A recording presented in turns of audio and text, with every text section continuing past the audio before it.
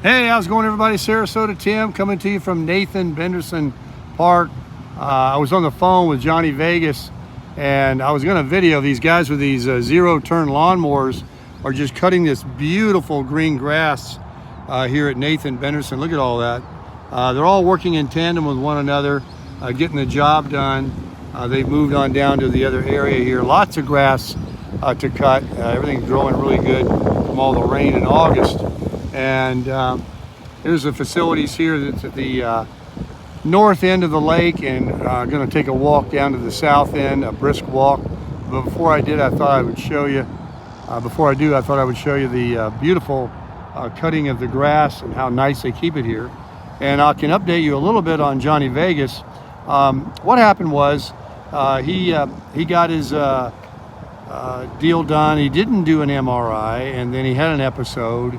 And his heartbeat, the fibrillator, or not the fibrillator, but the what do you call that other thing that we have, the little machine inside your body, the I've got a, what do the people always say, anyway, I'll think of it in a second. Not a fibrillator, but he's got, oh, there she is, way down there. Oh my gosh, I thought I was waiting for her to come out of the restroom all this time. Anyway, it went off. Heartbeat was erratic, and they could not get the thing to get the heartbeat back to pacemaker. They couldn't get the pacemaker to pace his heart. It was at 133. It's supposed to be like at 70. I don't know, something like that.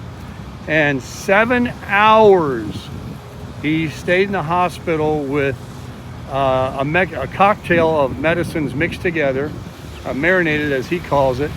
And after 7 hours and no reducing of the heartbeat, they had to shock him. They were putting it off as long as possible.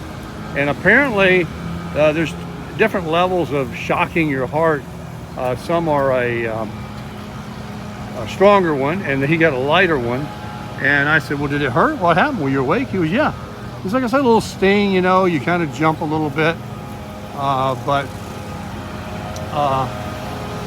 They didn't have to do the big one. And within 20 seconds, it actually did bring his, sorry about the noise, his heartbeat down. So now he's going to get the MRI today for sure. And he's going to, find out what happens and if his heart can handle the ablation. I'm saying it right now. Then they will do that.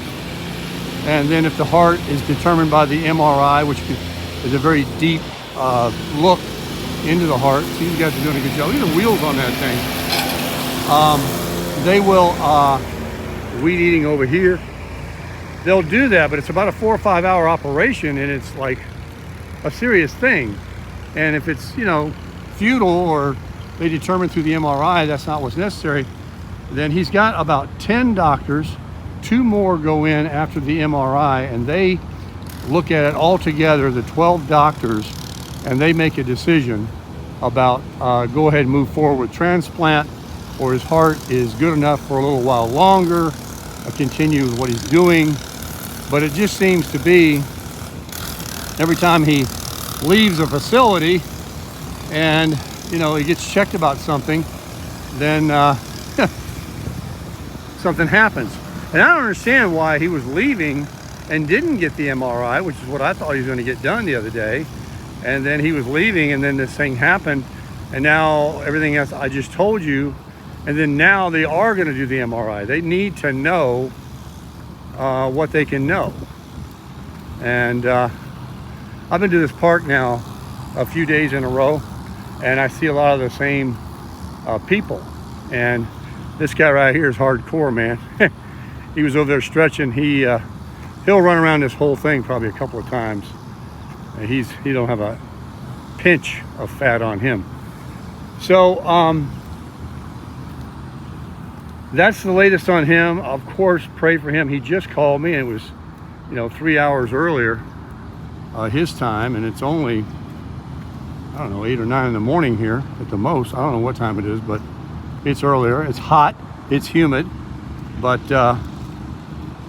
he got up to use the restroom and saw my text this morning. I also texted California Steve, and I hope these people do silence their phones for when they go to bed. Well, that's what I do, and only VIPs I put in there will it go through, so I'm not disturbed. I hope I didn't disturb him, but you know, he had to get up and use the restroom, so he saw his phone and was kind enough to give me a call.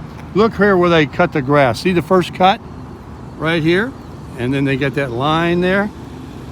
They don't let it get too long before they get out here and start cutting.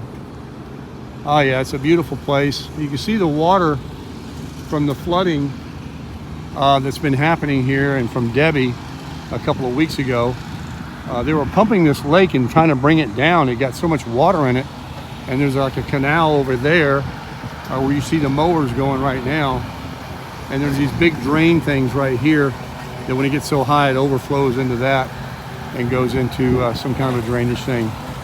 So it's a man-made developed park, you know, for the rowing competitions, and it's definitely a nice place. So come on down here to Sarasota and hit Nathan Benderson Park up. You can park your car in here and do some waxing, and all along in here you can park and stuff. And then there's all those parking spots over there by the tower and near the playground, and all around, ample parking. Come on down at the very end of the lake. There's a whole big area down there to park. And you can also come in the park, another entrance down there, all four corners. Yeah, even the secret one I showed you to go to the Wawa, it's down here on the right. That's very secret to avoid all that roundabouts in the mall area and stuff. So come on down and crush it.